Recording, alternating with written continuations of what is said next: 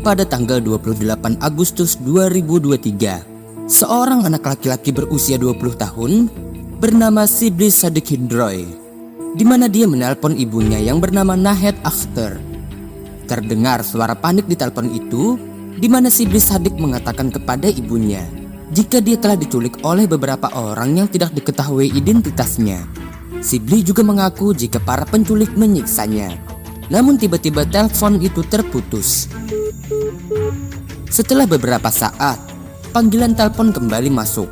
Akan tetapi kali ini terdengar suara orang asing yang berbicara di telepon itu. Lalu apa yang dikatakannya?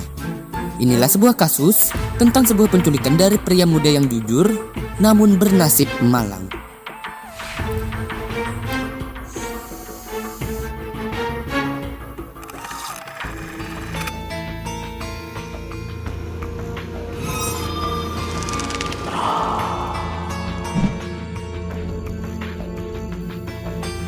Shibli Sadiq Hidroy berusia 20 tahun.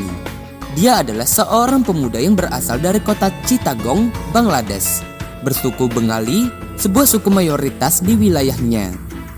Dia merupakan pemuda yang memiliki banyak rencana untuk di masa depannya, di mana hasil dia bekerja, dia menabungnya untuk biaya kuliahnya nanti. Dia juga dikenal sebagai orang yang ramah, tegas, jujur, dan bertanggung jawab. Namun siapa sangka, sikap yang dia miliki itulah yang membuatnya mendapatkan sebuah kejadian yang berakibat fatal kepada dirinya. Shibli yang dikenal sebagai pemuda yang jujur mendapatkan sebuah pekerjaan di sebuah peternakan ayam sejak usia 16 tahun, di mana kemudian dia dipercaya sebagai manajer di sana untuk mengelola bisnis peternakan itu. Di sini, dia memiliki 6 pekerja lain sebagai bawahannya yang bekerja sebagai pekerja lapangan, di mana para bawahannya itu bersuku minoritas di wilayah itu, yaitu suku Marma. Namun, para pekerja itu memiliki usia yang lebih tua dari Shibli, yang berkisar dari usia 24 tahun sampai dengan 46 tahun. Sehingga Shibli adalah orang yang paling muda di tempat kerjanya itu.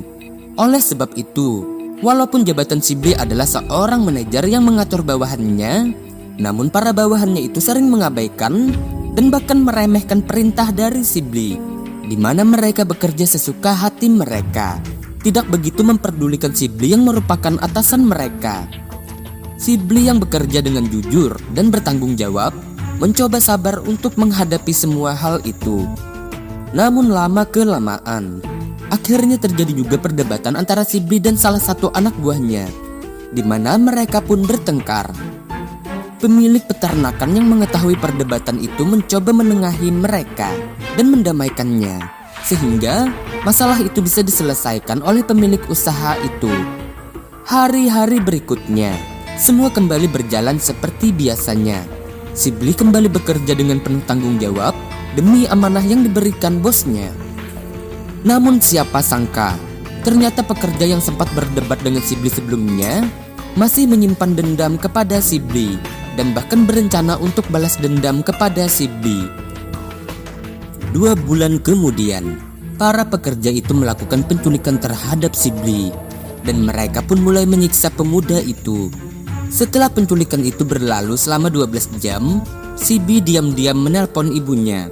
Dengan suara gemetar, dia memberitahu ibunya jika dia telah diculik oleh segerombolan orang yang tidak dikenal. Belum sempat ibunya menjawab, panggilan telepon itu kemudian terputus. Beberapa saat kemudian, ibu Shibli yang sudah panik kembali menerima telepon dari seseorang yang ternyata itu merupakan telepon dari para penculik Shibli, di mana para penculik mengatakan jika mereka meminta tebusan uang sebagai syarat untuk mereka melepaskan Shibli yang diculik. Di sini, mereka meminta tebusan sebesar 15 lakh taka atau sekitar 200 juta rupiah. Shibli merupakan pemuda yang berasal dari keluarga yang kurang mampu, sehingga tebusan itu merupakan hal yang sangat sulit bagi keluarga Shibli untuk memenuhinya. 3 hari kemudian, keluarga Shibli belum juga mendapatkan uang sebanyak itu. Ketika itu, pada tanggal 31 Agustus, para penculik kembali menghubungi keluarga Shibli melalui telepon. Di sini, ayah Sibli menyampaikan jika mereka tidak sanggup untuk membayar tebusan yang diminta oleh para penculik. Para penculik yang sebenarnya tahu latar belakang keluarga Sibli yang berasal dari keluarga yang kurang mampu, sepakat untuk menurunkan jumlah tebusan mereka, di mana awalnya berjumlah 15 lakh taka, kini menjadi 2 lakh taka, atau setara dengan 14 juta rupiah. Sebenarnya jumlah uang sebanyak itu merupakan hal yang masih cukup sulit bagi keluarga Sibli. Namun sang ayah yang mencoba mencari uang ke sana dan kemari akhirnya bisa mengumpulkan uang itu. Pada tanggal 4 September, ayah Sibli mengatur jadwal dengan para penculik untuk menyerahkan uang tebusan itu, di mana para penculik menyuruh ayah Sibli untuk datang ke suatu tempat. Ayah Sibli yang penuh rasa cemas mulai berangkat dan menuju tempat yang sudah mereka sepakati. Ketika ayahnya itu sampai di tempat itu, ada 2 orang pemuda yang datang untuk mengambil uang tebusan. Di sini, ayah Sibli pun menyerahkan uang itu dan bertanya, di mana anaknya berada. 2 pemuda itu mengatakan jika rekan mereka yang lain telah melepaskan Sibli dan menyuruhnya untuk kembali ke rumah. Ayah Sibli yang tidak sabar melihat anaknya, dia pun segera bergegas untuk pulang. Sesampainya di rumah, nyatanya Sibli belum juga datang. Kedua orang tua Sibli yang menduga jika mereka telah dibohongi itu pun merasa sangat kecewa. Namun mereka tetap menunggu kedatangan Sibli sampai 3 hari berikutnya. Karena Sibli tak kunjung pulang, di mana pada tanggal 7 September, kedua orang tua Sibli yang sudah putus asa, mereka memutuskan untuk melaporkan kejadian itu ke pihak kepolisian. Kedua orang tua Sibli juga menjelaskan jika penculikan itu telah terjadi selama 11 hari sebelumnya. Namun para penculik melarang mereka untuk melaporkan kejadian itu ke pihak kepolisian, di mana mereka mengancam akan membunuh Sibli jika saja hal itu terjadi. Keluarga Sibli juga menjelaskan jika sebelumnya Sibli tidak pernah berkonflik dengan siapapun, kecuali kepada para bawahannya di tempat kerja, yang mana mereka mengira jika perdebatan itu sudah dianggap selesai.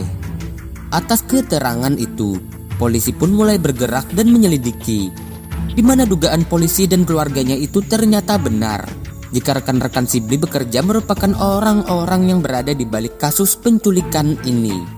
Polisi kemudian meringkus para pelaku yang sebelumnya sempat ingin kabur, di mana para pelaku berjumlah 6 orang. Para pelaku itu bernama Omo Ching Marma, Sui Ching Mung Marma, Ang Toi Marma, Okyat Tawai Marma, Ucing Toi Marma, dan Kasai Ong Chow Duri. Kemudian penyelidikan terus dilanjutkan untuk menemukan keberadaan Sibli. Salah satu pelaku mengatakan jika mereka melakukan penculikan kepada Sibli berdasarkan perasaan dendam atas perdebatan sebelumnya. Pelaku lain juga mengatakan alasan mereka tidak melepaskan Sibli meski telah mendapatkan uang tebusan adalah karena mereka merasa takut Sibli yang sudah mengenali mereka sebagai pelaku atas penculikan dirinya tentu akan membocorkan kejahatan mereka kepada semua orang, terutama kepada pihak kepolisian. Oleh sebab itu, mereka semua sepakat untuk menghilangkan nyawa Sibli. Lalu, di manakah tubuh Sibli berada? Salah satu pelaku bernama Omong Ching Marma, di mana dia mengatakan setelah mereka menghabisi Sibli, mereka segera membuang jasadnya di sebuah pegunungan. Namun yang mengejutkan adalah jika mereka sempat mengambil organ bagian tubuh Sibli untuk dimasak dan dimakan secara bersama, di mana tulang belulangnya kemudian mereka buang. Pada tanggal 11 September, polisi membawa Omong Ching Marma, sang pelaku utama, pergi ke tempat pembuangan jasad Sibli untuk mengambil jasad itu. Di sana, polisi menemukan bagian kerangka mayat dalam keadaan tidak utuh. Setelah semua selesai, polisi dan pelaku berniat untuk kembali ke kantor polisi.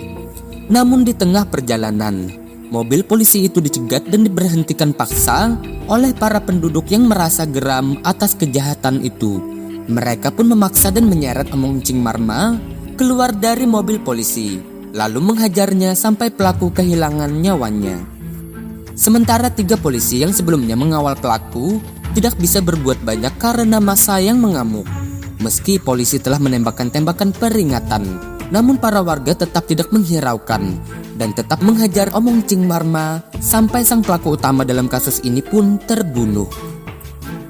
Sementara pelaku lain yang masih berada di penjara, mereka harus mempertanggungjawabkan perbuatan mereka secara hukum. Di sisi lain, orang tua si Bli pun merasa sangat sedih setelah mengetahui jika anak mereka benar-benar telah mengalami hal yang begitu tragis. Meski para pelaku sudah mendapatkan hukuman, namun tetap saja hal itu tidak bisa menggantikan anak kesayangan mereka yang dikenal sebagai anak yang jujur dan bertanggung jawab. Dan inilah sebuah kasus dari Shibli Shodiq Hindroy. Terima kasih sudah menonton. Jangan lupa like, komentar, dan subscribe channel ini agar kalian bisa menyimak kisah lain dari sisi gelap kehidupan dunia. Mohon maaf jika ada kesalahan kata, cerita, atau penyebutan nama. Akhir kata, sampai jumpa.